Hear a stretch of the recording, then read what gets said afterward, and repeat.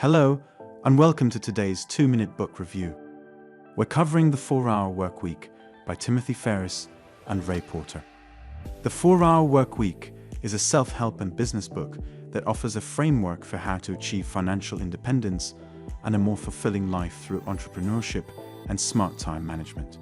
Ferriss argues that it is possible to achieve a high level of income and personal freedom by outsourcing tasks, automating processes, and using technology to work more efficiently.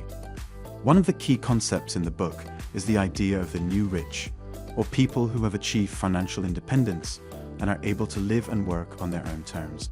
Ferriss discusses a range of strategies for how to become a member of the new rich, including building a business, investing in income-generating assets, and optimizing your time and energy. We found The 4-Hour Workweek to be an interesting and thought-provoking read. We appreciated the specific examples and case studies that Ferriss included to illustrate his points, and we found the concept of the new rich to be particularly appealing. Overall, we would recommend The 4-Hour Workweek to anyone who is interested in entrepreneurship, time management, or achieving financial independence. It's a great read that will leave you with a lot to think about and actionable tips for how to optimize your time and resources.